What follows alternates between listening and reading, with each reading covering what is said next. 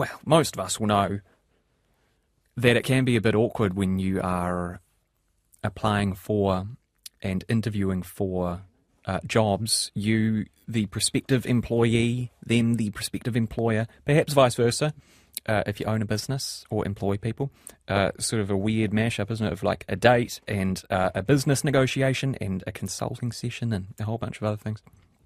And there are, of course, good ways to behave and less good ways to behave on both sides.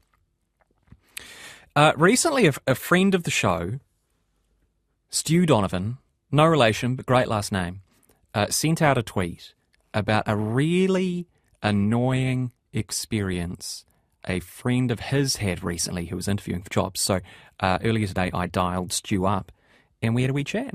Tell me the story. So you have a friend who, well, I mean, you pick up there. You have a friend. Congratulations. Where does it go to from there? Winning. So, yes, I had a friend who's looking for a job or applying for jobs. And they had an experience where they applied for a job. This person has, 10 years of experience and highly qualified, and it's a registered profession. They applied for a job, didn't sort of list the salary range, which is fine. A lot of jobs don't. But was happy to go along to the interview. Interview went quite well. Got to the end, was asked if they had any questions, and they just said, look, what's the approximate salary range, if you can give an indication of that for the position. Reasonable question, you think? Yeah, I think so, And the comment came back from the people who were interviewing was, oh, no, we don't decide that, so we can't tell you. Right. Which is a bit odd, yeah. I think, first off. But they did follow up and say, what are your salary expectations? And the person sort of communicated those pretty clearly. And coming out of the interview, fairly soon afterwards, my friend was sort of notified that her references were being checked. So they were obviously sort of going through the process of evaluating her references, which is usually a good sign. Mm-hmm. And then subsequently made an offer with a salary that was significantly below what my friend's expectations were. Right. So they said, the employer in this situation said, we're not going to give you a guide on salary expectations, but tell us what your expectations will be. Your friend told them what their expectations were. They went away and they thought to themselves, great, this person's right for this job.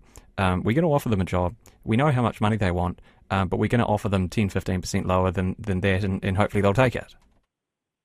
More or less, yeah. That basically sounds like that's basically what happened. And worth adding, I guess, that there was no effort to communicate the difference in expectations of salary.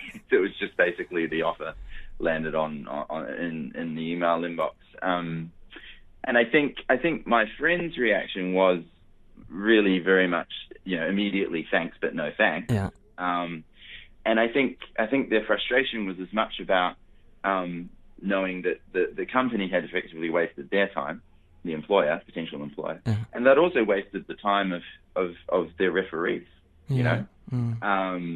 and that was quite disappointing, I think. That was Stu Donovan, friend of the show, Stu Donovan, talking about the experience of a friend of his. And this is kind of an interesting area, right? Like, people do feel a bit awkward about talking money in job interviews, despite the fact that oftentimes the money is the point of the job. So what are the disclosure obligations, or at least what can you expect to be told in a job interview when it comes to the questions of salary expectations and negotiation? Well, to get to the bottom of this, we've got Shannon Barlow, who is the Managing Director of Frog Recruitment and who joins us on the line now. Kia ora to you. Oh, have we got you, Shannon?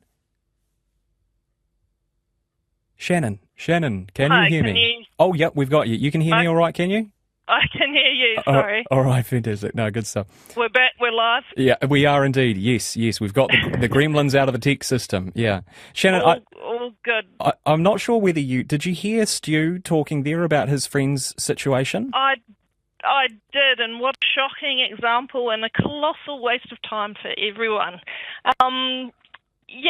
But unfortunately it's not all that uncommon, although that does seem like a bit of a cheeky at best, but pretty extreme example of that.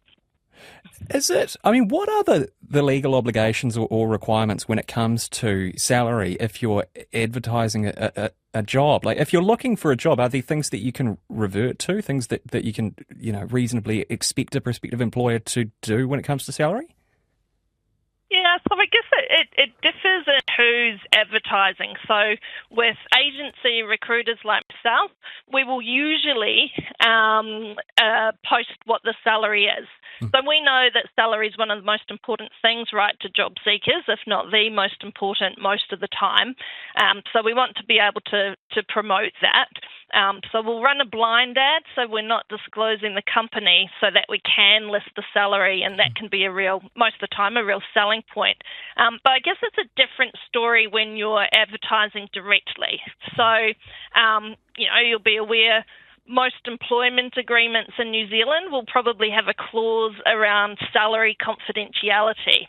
And I guess New Zealand's been a bit slow to jump on the pay transparency bandwagon. Yeah. Australia's recently joined into that in the last year or so. So it's actually still in businesses' best interest not to disclose salary information so that you're avoiding, upsetting the apple cart of your current team when they compare their salary and perhaps ask some tricky questions there. And I suppose, there are reasons why you might not want to disclose this up front. You might want the flexibility of adjusting up and down depending on the experience of the candidate. But to know someone's expectations and then come back to them with an offer 15 to 20% below what they've said to you, you can see how someone might take that badly, think that you're taking the pee a wee bit. Yeah, absolutely. Pretty justified in that thought. So obviously it's a really bad experience when employers are completely ignoring the salary expectations and just trying it on and think they can get away with a lowball offer. But I guess it's not all one-way traffic either. So we do see that kind of behaviour from candidates as well. So we might advertise a role within a certain range. We'll check their expectations, make sure they align when we're screening them, bringing them in for interview, representing them to a client. The interview goes well, and then suddenly they've gone from I'm looking around, say, 80K to, no, I want a minimum of 100 once you get to the negotiation stage. So I think, it happens on both sides. It's not great. And there's that fine balance between going after what you want, testing the boundaries, and just plain time wasting. Just finally, if you are, in the words that you used before, if you are lowballed with the first offer that you get, do you have advice for candidates as to, how to negotiate this from an interviewee's point of view? Because oftentimes the interviewee has less power than the employer, right? The prospective employee has less power than the employer. What's your advice in terms of negotiating upwards? So I think, and particularly in that example, they've been very clear with their expectations. So one, stay firm and to be able to say, all the way through the process, I've indicated these are my expectations and that really hasn't changed, and that's in line with what I'm seeing in other roles. I guess it comes into if it's close to what you're looking for. My advice would be to, open up that discussion, and perhaps there might be a little wriggle room within there for the right candidate, or they might be able to negotiate some other benefits that could sweeten the deal. So, I don't know, maybe it's flexibility to work from home, so you're actually saving on commute costs, things like that. Sure. Good stuff. Interesting stuff. Shannon Barlow from Frog Recruitment. Really appreciate your time. Thank you. Thank you.